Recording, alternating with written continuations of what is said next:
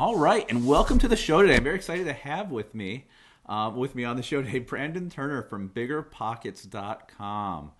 You are actually one of the founding partners, so to speak, there at Bigger Pockets. You actually, I believe it's you and Josh, right? You two are the main characters there. It is, yeah. I like to think of myself as a janitor. I clean up messes and make everything look pretty. That's my Nice. job.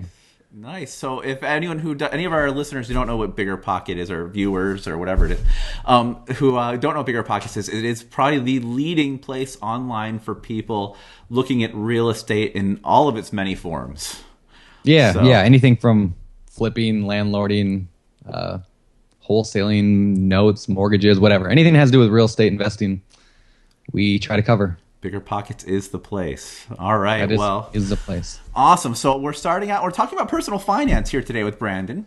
And along those lines, what would you say has been one of the dumbest personal finance mistakes you have made so far to date in your life? Sure. This is a really easy one for me because I mean the minute you asked me this, I think over email or over Facebook, I instantly knew what it was. So I'm going to come at this from a real estate perspective. I wanted to flip houses, and so I flipped a couple houses. Some worked out well, some were just mediocre, and then I decided I wanted to try something new, and I wanted to flip a big house. I mean, like something that nobody else was doing. I looked in my area and I thought, everyone's flipping these little houses, making them look okay, but what if I went the other way and just flipped a huge house, made it look gorgeous, and really went high end with it? And there's an important lesson in flipping houses is you shouldn't try to be original generally. And nobody ever told me that lesson. Like, you don't want to stand out. There's a reason in the market that nobody else is doing it generally. I mean, yeah, some guys might get lucky, but so there was a duplex came on the market, super cheap, and decided, it was up on a hill with a view of the ocean you could even see. I mean, it was a really neat place.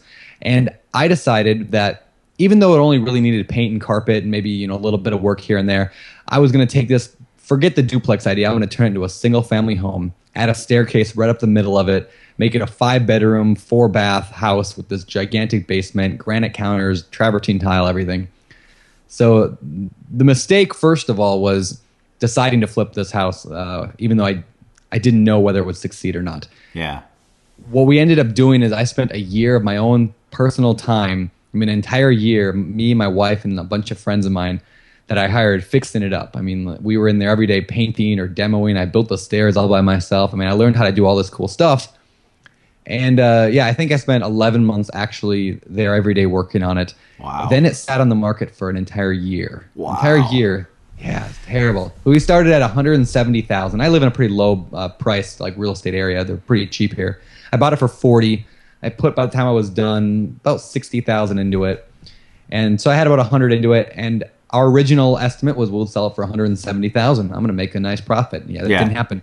We dropped it from 170 to 160, down to 155, down to 150, 140, 130, 125, and finally sold it for 125 a year later. Wow. So, yeah, so my mistake was, that entire project, I should have never done that project the way that I did, because what I ended up doing is losing a year of my life of labor, me and my wife, and we spent a year wrestling with it, trying to come up with the payments for it, trying to figure out how to pay the lender who we borrowed the money to do it. Just all around a really terrible idea. Looking back, had I instead been smart and been like, wait, this is a duplex for 40,000 that needs paint and carpet, I would have had 50 into the whole entire duplex. The thing would have rented out for close to $2,000 a month total, 1,000 each.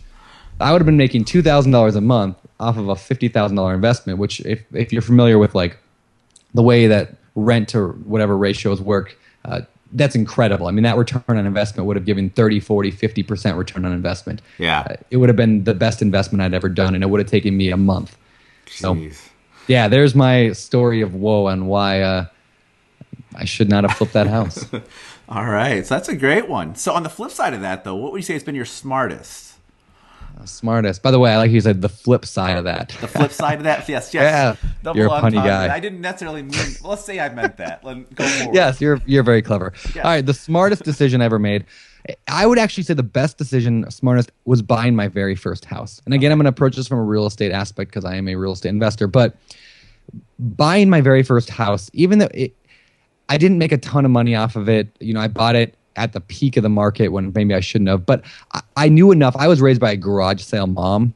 If you're familiar with a garage sale mom, right? My mom loves garage sale shopping. She would drag us with every Saturday. I lived in Minnesota, and Minnesotans go crazy over garage sales.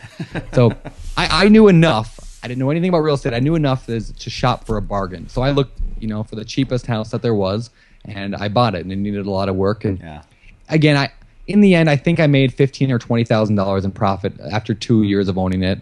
We sold it, moved to a new place. But the reason I say it was such a good idea is because it taught me so much about saving and about doing home remodeling. I mean, I learned how to change a water heater, how to tile things.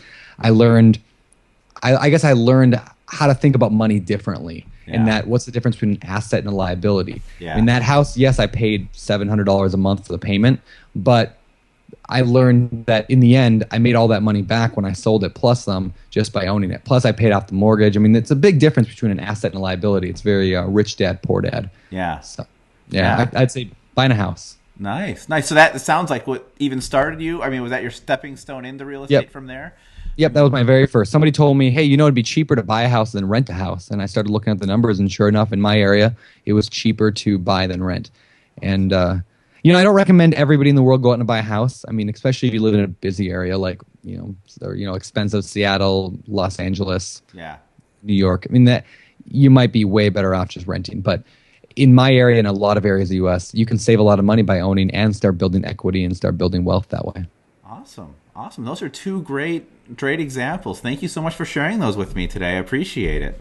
Yeah, no problem. It's I'm happy to do so. All right, great deal. So again, for anyone who wants to check out more of Brandon Turner over at biggerpockets.com, you're in the forums, you're very active there. You have the podcast going with biggerpockets.com, and everything and anything you might want to know about real estate, either Brandon is doing or he is talking to the people who are. So be sure to check that out. And thanks again for any of our YouTube viewers. Be sure to rate, comment, subscribe on this video so I do more of these.